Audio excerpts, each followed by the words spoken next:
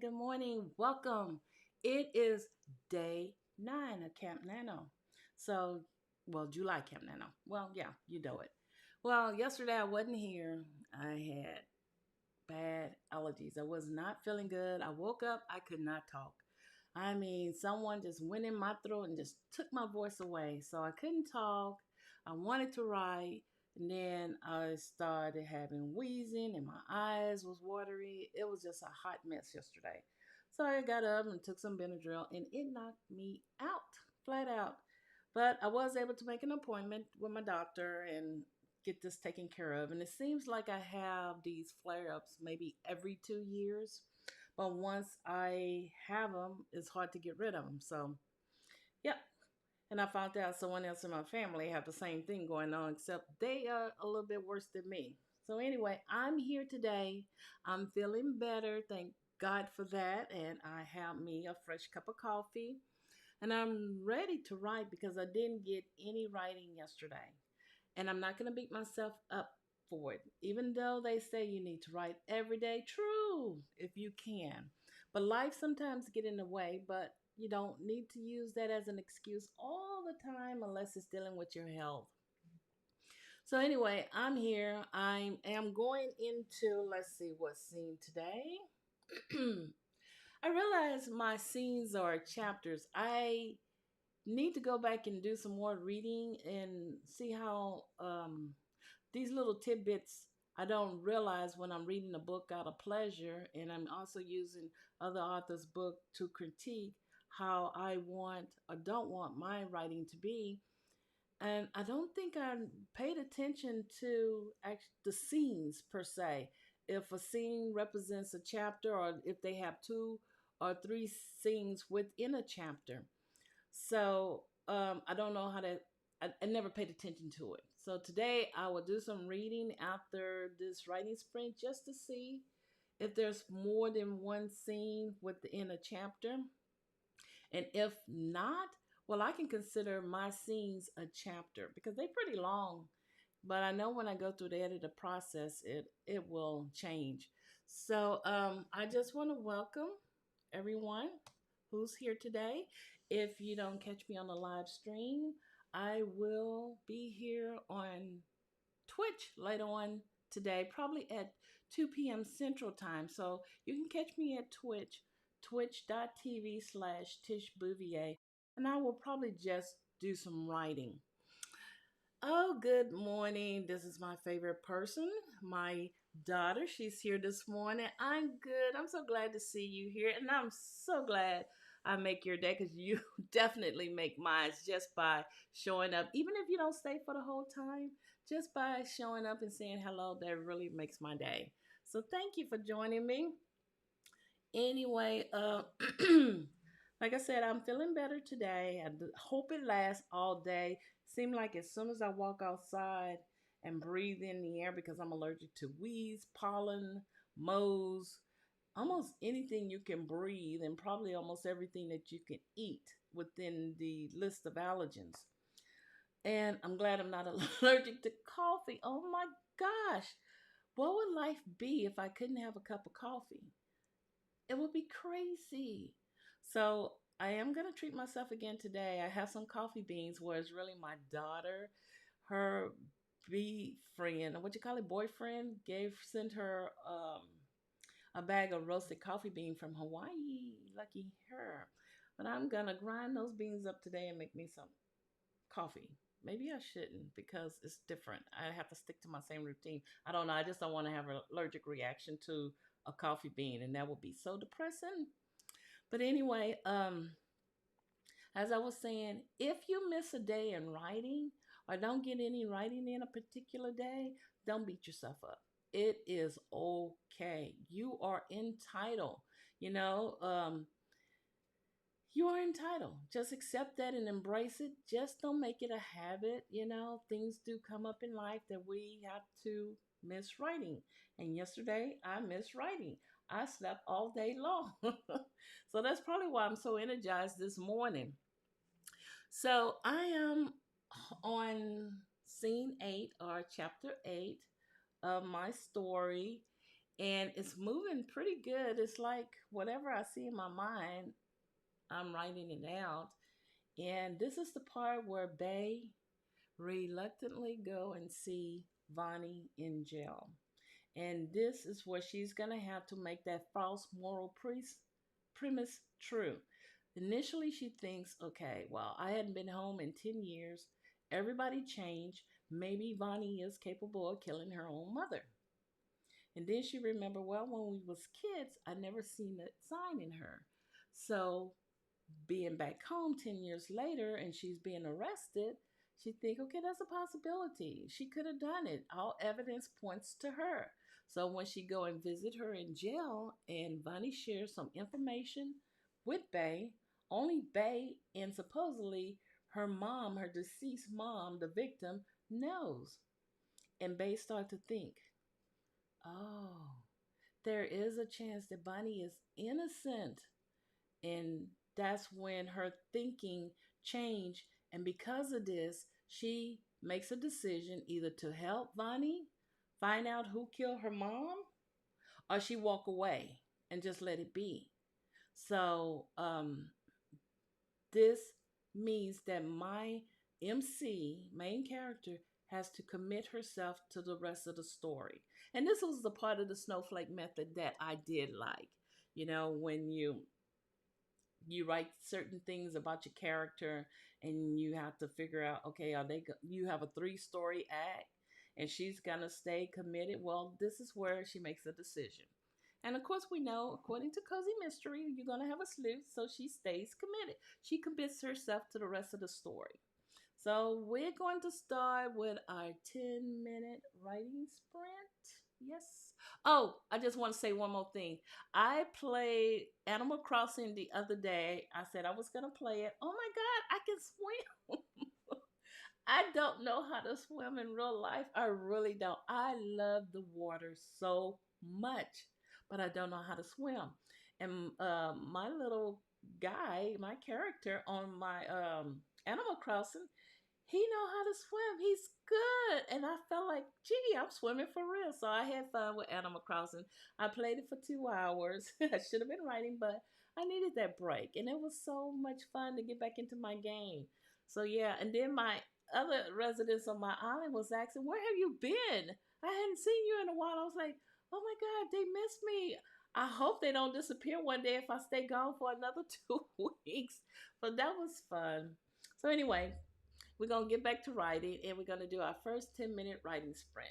Warm up. Here we go.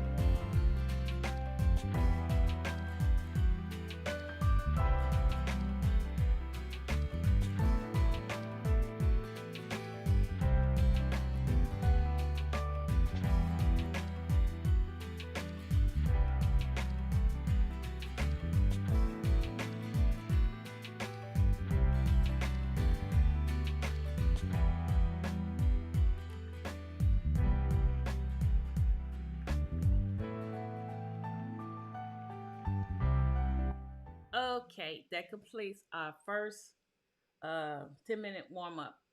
And I did pretty good. Let's see with my word count. Oh, I did really good. I had 511 words for the first 10 minutes. So just think the next 10 minutes I do another 511 words. That's amazing.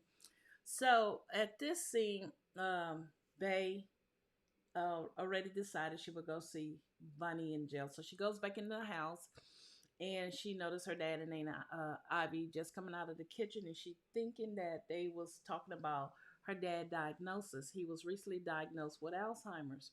Now he's the sheriff of this town, so with the development of Alzheimer's, excuse me, and I hadn't decided which stage he is at, but I he has not been doing his work. He's been letting cases go on sob with no resolution and sending his deputy out to do the work that he should do.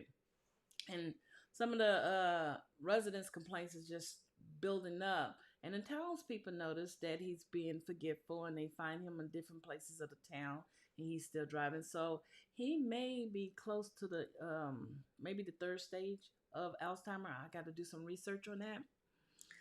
But he don't want to retire. He do not. He's really stoic and don't want to give up his job. So Anavi had recruited Bay and her son to help convince him it's time to quit. So in the meantime, Bay runs upstairs, and then her cat, Mr. Bud DeWiser, he has a problem. He knows Bay so well. She thinks they like soulmates. She think maybe in one of Mr. Bud DeWiser's life, he was her owner, and she could have been his cat. So she kissed him goodbye, and he gets upset and he hits and turn around. He's very temperamental. So when Bay goes back downstairs, she notices her aunt and dad are talking. But when they catch eyesight of her, they stop. So she knows this has nothing to do with him being sick, and it may have something to do with the murder of Getty. So I'm at that part. She's getting ready to just brush them off and head straight into the jail. Uh, one thing I want to mention, someone mentioned about dictating. When you want to get that word count, should you dictate? Well, I tried to dictate maybe 2 days ago, and I was going to do it yesterday, but I just was not feeling good at all, so I couldn't do anything. And I dictated on day 8 for to see how it would go. No, it was day 7. I didn't like it. I mean, I guess it's good. I used the dictation on my phone using Siri on my note, and Siri is awful sometimes. Either she don't get my southern drawl real well, but I felt like the pleasure of actually typing with my fingers or handwriting was taken away, and my thoughts wasn't coming to me as clearly as it is when I'm typing. So I didn't find dictating enjoyable. I felt like I was cheating. That's what it felt like to me. It may feel different for someone else. It may work perfectly well for someone else. I don't knock it, but just the idea of just writing my thoughts out or typing it brought me more pleasure than trying to speak it and dictate it and then copying and pasting it in my document. I didn't like it, so I probably won't do it. I just don't like it. Like I said, it made me feel cheating, like I was cheating. And I was just lost in thoughts. It was just crazy. So I probably won't do that again. But like I said, it may be good for you. So anyway, I'm going on. Bay gonna get in her car and head over to the jail cell, and this is gonna be where she makes a choice. And she's also it's gonna reveal something about Bay that she's been keeping a secret for a long time. So my tentative title for my cozy mystery is a deck of secrets because of the tarot cards. I'm not sure if I'm gonna keep that. I had came up with a really good title the other day, but I didn't write it down and I forgot it. So I'll probably get a Google document and just write down some titles because, like I said, it's gonna be a series. So I want it to all overlap and go together when I do book 2 and book 3. So anyway, let's move into our first 20-minute writing sprint. Time now.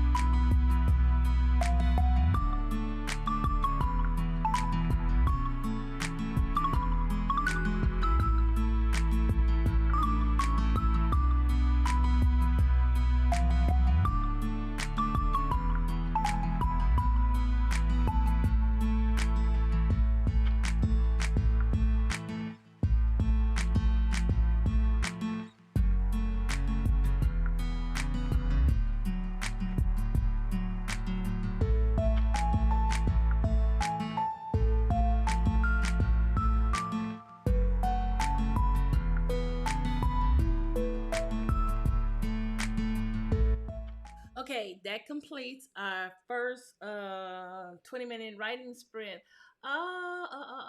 Good morning. Better days are here. I love that name. Oh, good morning, good morning, good morning. So, what we did, I was telling everybody that I wasn't here yesterday because I was ill. I had bad allergic reaction and I had laryngitis, so I could not speak. But I am doing much better today, thanks to Benadryl. I'm gonna call my doctor. Well, I already called him. I have an appointment in the later on today, so yeah, I don't want to miss any more days. But I did tell everyone it is okay if you miss a day of writing. They say write every day. You need to write every day to form a pattern of consistency, a good habit of consistency. But it's okay to take a day off, especially when you have health issues going on. So anyway, I just finished writing the scene where Bay made it to the police station, and I got a new character. He just popped out of my head.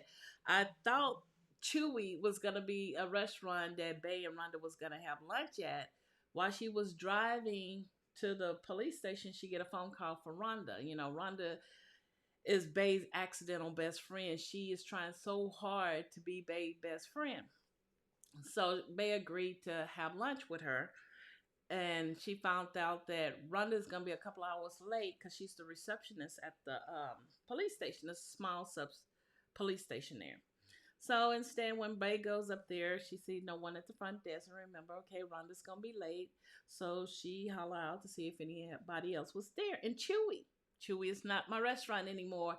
Chewy is a new character in the story, and he's a big guy. He's sweet, lovable dude. He comes out with his coffee and half-eaten donut, and he sees Bay. He hadn't seen Bay in 10 years, so he's really excited to see her.